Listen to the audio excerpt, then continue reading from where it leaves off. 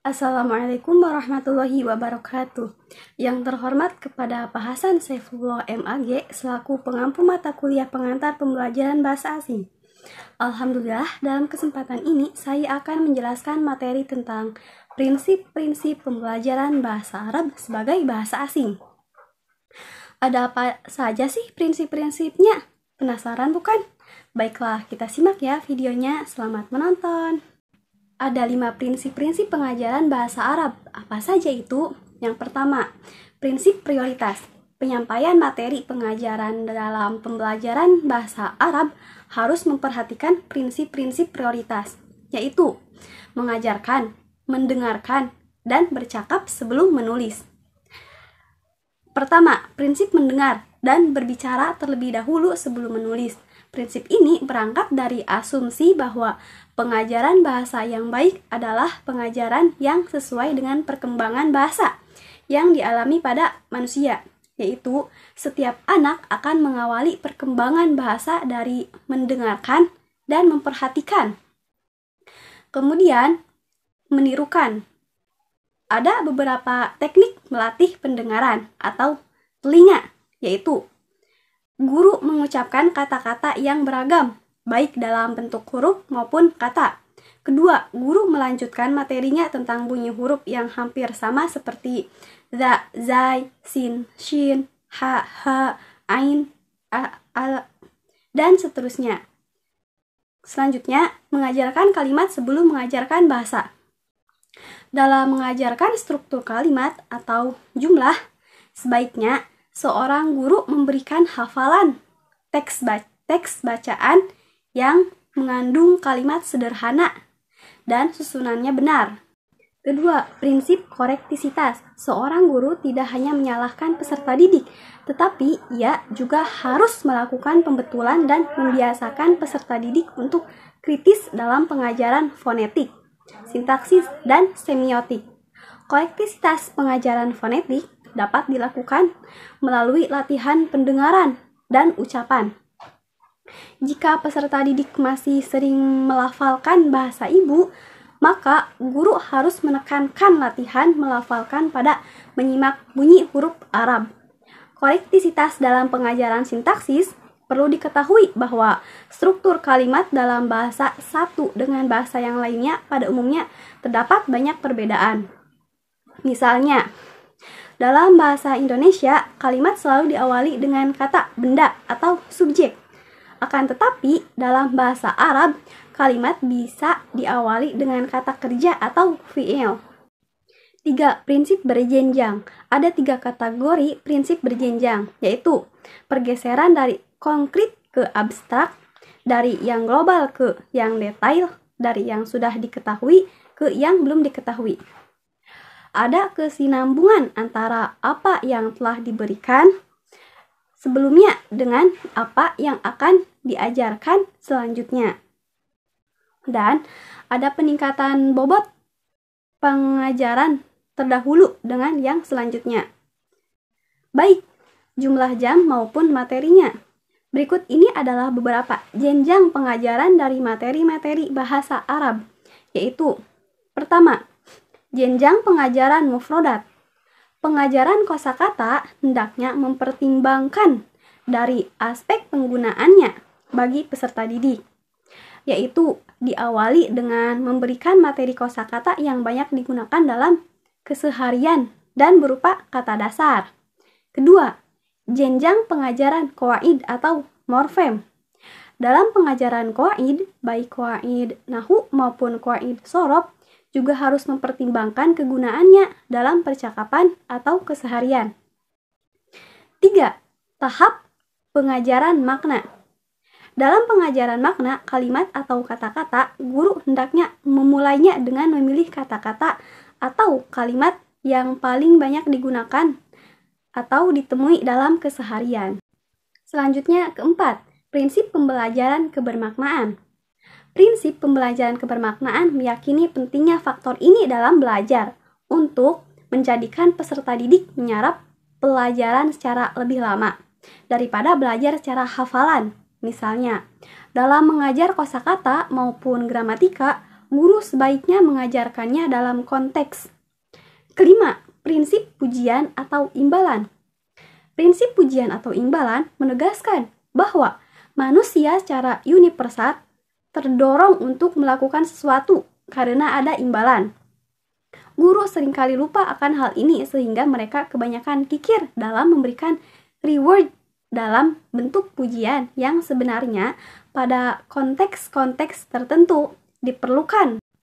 Selain prinsip-prinsip pembelajaran bahasa Arab, kita juga harus tahu nih metode pengajaran bahasa Arab. Lalu ada apa aja sih? Pertama, metode tradisional atau disebut juga qawaid dan tarjamah. Metode tradisional adalah metode pengajaran bahasa Arab yang terfokus pada bahasa sebagai budaya ilmu. Sehingga belajar bahasa Arab berarti belajar secara mendalam tentang seluk-beluk ilmu bahasa Arab, baik aspek gramatika atau sintaksis, atau disebut juga dengan qawaid nahwu, morfem atau morfologi, qawaid sorof, ataupun sastra.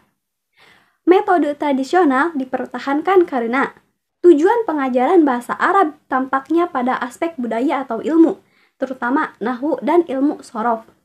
Kemampuan ilmu nahwu dianggap sebagai syarat mutlak sebagai alat untuk memahami teks atau kata bahasa Arab klasik yang tidak memakai harokat dan tanda baca lainnya. Dan bidang tersebut merupakan tradisi turun-temurun sehingga kemampuan di bidang itu memberikan rasa percaya diri tersendiri di kalangan mereka. Kedua, metode modern atau langsung. Metode modern adalah metode pengajaran yang berorientasi pada tujuan bahasa sebagai alat. Artinya, bahasa Arab dipandang sebagai alat komunikasi dalam kehidupan modern.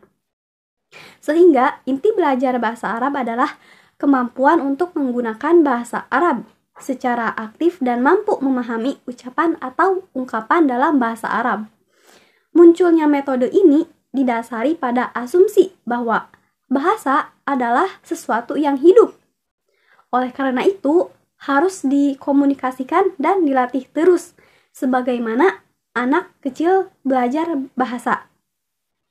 Penekanan pada metode ini adalah latihan percakapan terus-menerus antara guru dan peserta didik dengan menggunakan bahasa Arab tanpa sedikit pun menggunakan bahasa ibu, baik dalam menjelaskan makna kosakata maupun menerjemahkan. 3. Metode eklektik, yaitu metode gabungan yang mengambil aspek-aspek positifnya, baik dari keterampilan maupun pengetahuan bahasa, sehingga mencapai tujuan dan hasil pembelajaran yang maksimal. Metode eklektik dimaksud mencakup metode percakapan, membaca, latihan, dan tugas.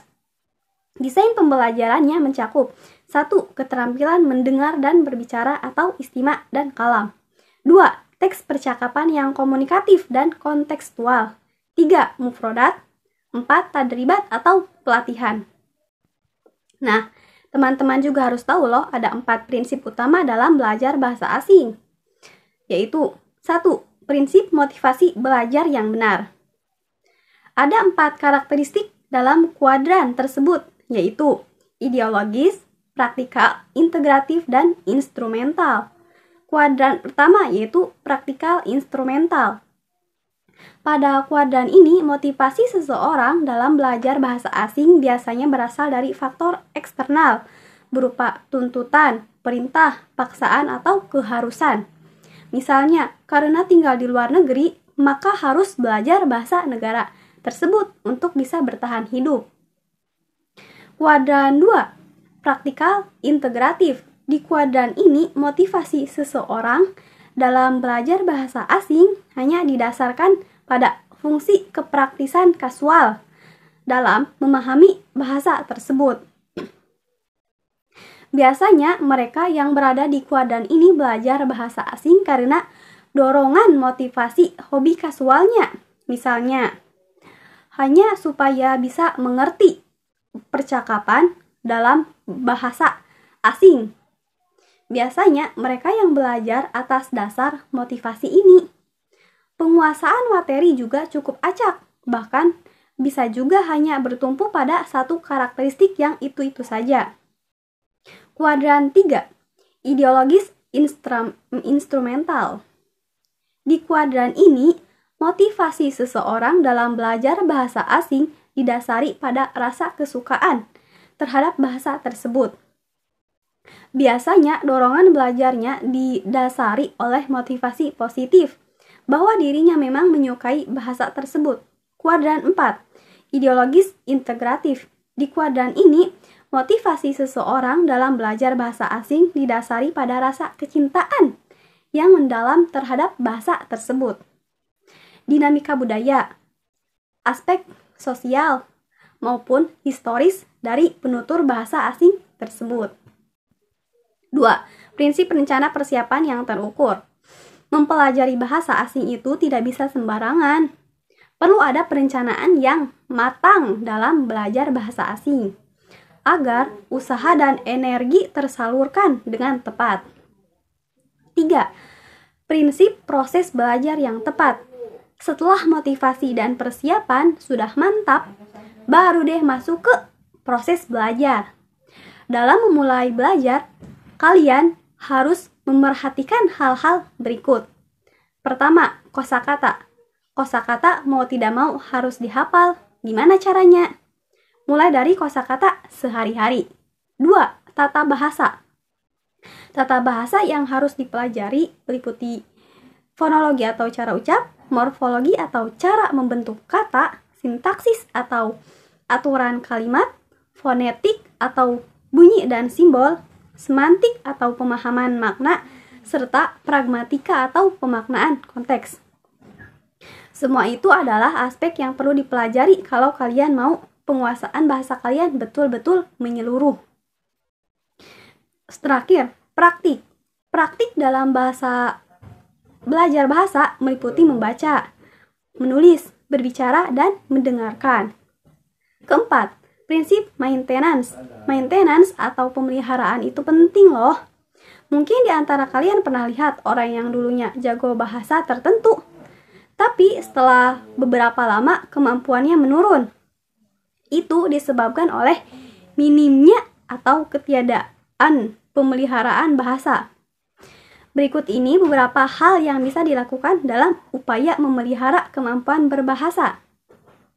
Pertama, exposure. Exposelah diri kalian terhadap lingkungan atau kondisi yang kondusif dalam menyokong kalian dalam belajar bahasa asing. Misalnya, bergabung dalam komunitas bahasa tersebut di media sosial. Selanjutnya, konsistensi. Ini bagian yang susah banget dijaga oleh banyak pembelajar bahasa asing. Masalah utamanya biasanya ada pada prinsip pertama, yaitu motivasi belajar yang lemah. Kalau motivasi belajarnya dari awal sudah lemah, biasanya pembelajar jadi tidak konsisten. Jadi, pastikan lagi dasar motivasi kalian kuat dalam mempelajari bahasa. Untuk bisa lebih konsisten adalah mulai sesuatu dengan langkah kecil, tapi terus berkelanjutan. Baiklah, materi dari penjelasan tentang prinsip-prinsip pembelajaran bahasa Arab sebagai bahasa asing mungkin kurang lebih seperti itu yang dapat saya sampaikan. Terima kasih telah menyimak. Wassalamualaikum warahmatullahi wabarakatuh.